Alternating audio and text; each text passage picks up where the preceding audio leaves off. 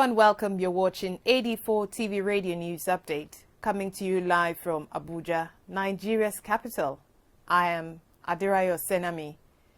Kazi Luders has been appointed to lead the United States National Aeronautics and Space Administration, NASA's Human Exploration and Operations Mission Directorate.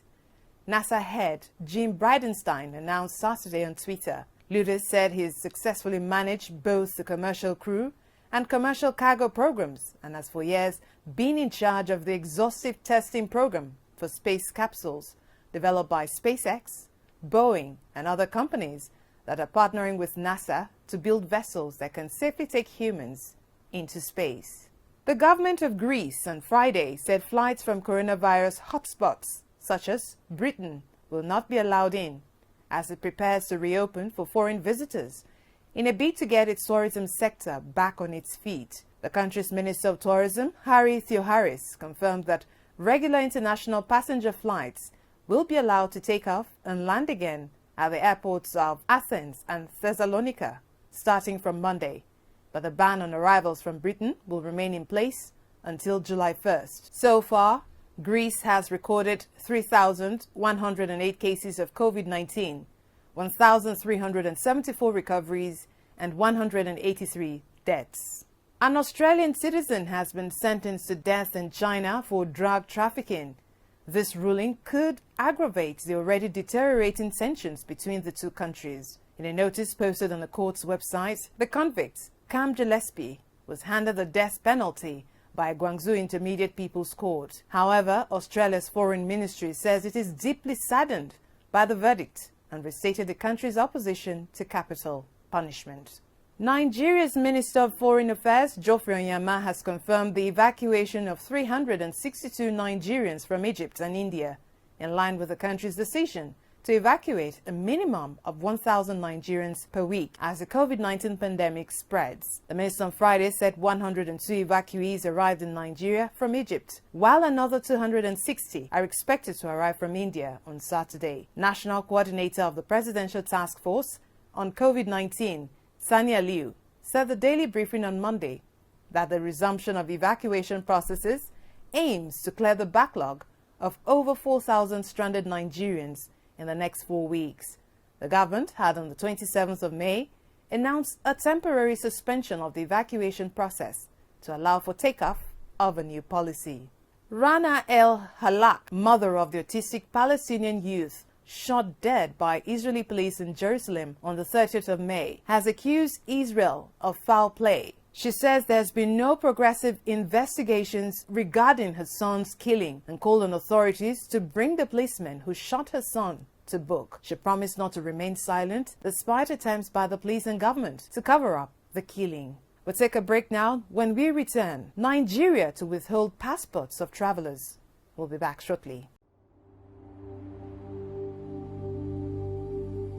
Just when will all this madness stop? Just when will we think it enough and decide to halt? Just when will we stop to think, wake up and realize that what we beat, batter, wrestle, rape, hate, maim, kill and destroy is not just white or black, poor or rich, Muslim or Christian, young or old, boy or girl, woman or man, bound or free, but it's flesh and blood, hearts and souls, its feelings and emotions, dreams and aspirations, its destinies and hopes, expectations and ambitions, the could have, would have, and should have. It's people like us that we injure and tear apart, that we hurt, watch suffer, and bleed to death. Just when will this madness stop?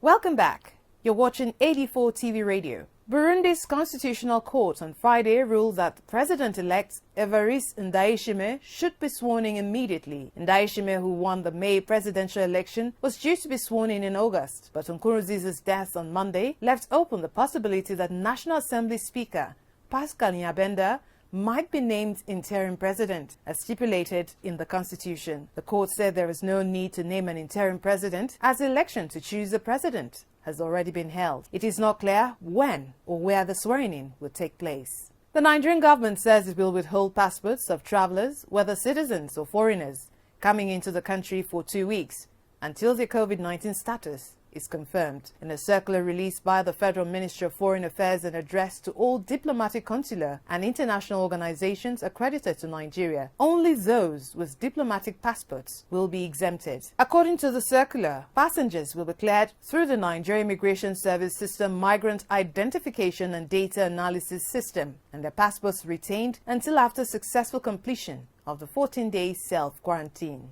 Nigerian sensational celebrity Raymond Igbalodali, popularly known as Hush Puppy, and his accomplice, Mr. Woodbury, were on Thursday arrested in Dubai by the Interpol in collaboration with the FBI for allegedly defrauding the U.S. of over $100 million meant for Native Americans in the fight against COVID-19. The Commissioner of Police Interpol, Garba Umar, who confirmed the arrest on Friday, said Hush Puppy will be extradited from the United Arab Emirates to Nigeria to face multiple fraud charges. In another development, video conferencing app Zoom has confirmed that it blocked the account of a Chinese human rights leader, Zhu Fengsuo, who used the platform to organize a commemoration of the 1989 Tiananmen Square crackdown between activists in the United States and China. Zoom confirmed that the Chinese government had contacted it about the 4 meetings scheduled to be hosted on the app in commemoration of the crackdown, and asked that it terminate the sessions and the accounts hosting the calls, owned by a Hong Kong politician, Li Chuk-yan, and a student leader of the Tiananmen protest, Wang Dan. Zoom, however, added that it did not disclose user information or meeting content with the Chinese government and will no longer allow Chinese government's requests to impact users outside mainland China. That's it on 84 TV Radio News Update, coming to you live from Abuja, Nigeria's capital. You can join the conversation on our website at www.84tvradio.com. Please follow us on our social media platforms at 84TV Radio on Facebook, Twitter, LinkedIn and Instagram. Subscribe to our YouTube channel at 84TV Radio.